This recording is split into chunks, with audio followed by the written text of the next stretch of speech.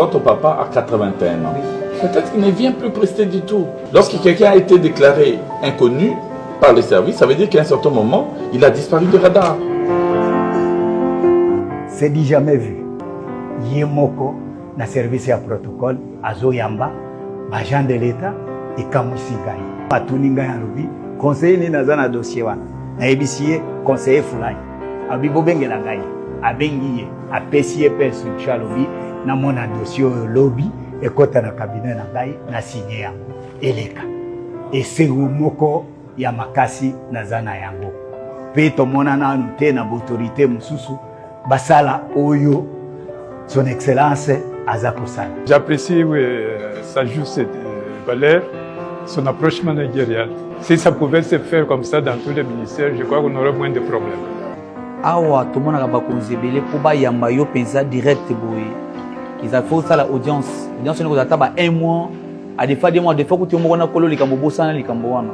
Azala kaka bongo nzambe oyo achie na poste wana pona babiso oyo tozangi balobeli. Nzambe wana tombola ye lisusu.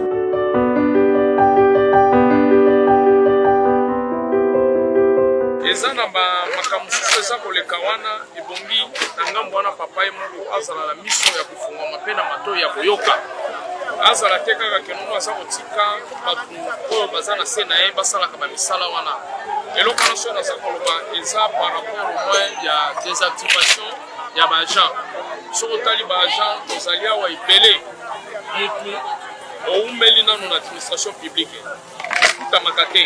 Mais tant que babandi kofuta yo osali kaka mbula moko oyoki keno te oza désactivé. J'ai beaucoup de respect et d'estime pour le travail que vous abattez tous les jours. C'est un travail difficile, un travail technique, un travail exigeant. Mais fort est de constater que depuis un moment, plusieurs plaintes me parviennent de partout sur certaines pratiques abjectes, inacceptables, des pratiques de corruption, de monnayage, de mécanisation au sein de votre direction et singulièrement dans ces services. J'ai eu à mettre en place un dispositif d'enquête qui m'a permis d'asseoir une conviction. Et cette conviction, c'est que oui, il y a parmi vos agents celles et ceux qui, malheureusement, sont trempés dans ces antivaleurs, dans ces monnayages.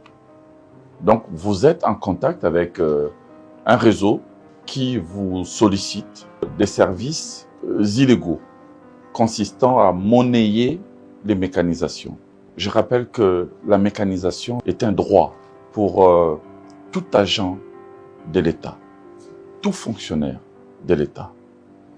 Et le gouvernement, à la demande du président de la République, est en train de déployer des efforts importants pour essayer, tant que faire se peut, de lutter contre les exclusions d'hier. Plus de 631 000 agents ont été exclus de la rémunération depuis plus de 20 ans. On les appelle des NP. Certains parmi eux n'ont ni prime, ni salaire. Et ce sont des braves gens qui sont soit ici à Kinshasa au niveau des administrations centrales, soit au niveau des services de concentrés en province.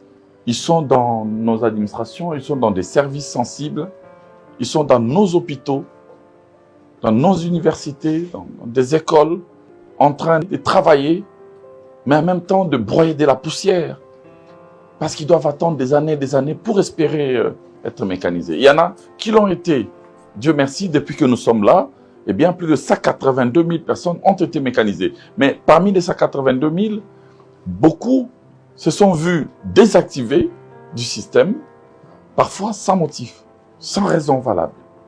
Vous foulez au pied tous les efforts que nous déployons tous les jours pour essayer de redresser la situation. Pour essayer de faire en sorte que chaque fonctionnaire puisse avoir droit à une rémunération, à un salaire. On vous demande de mécaniser en tenant compte de principes que nous nous sommes fixés. Et les critères qui ont été fixés sont des critères objectifs. Ils ne sont pas subjectifs. Il suffit d'appliquer les règles. Il suffit de répartir les quotas comme cela vous a été dicté, des quotas pour Kinshasa, pour chaque province. Et au niveau de province, de veiller à une certaine équité entre territoires. C'est ça la ligne que je vous avais dictée. Et là, maintenant, vous faites tout et n'importe quoi. Comment nous allons avancer? Madame la secrétaire générale, je n'ai pas d'autre choix que de faire parler la loi.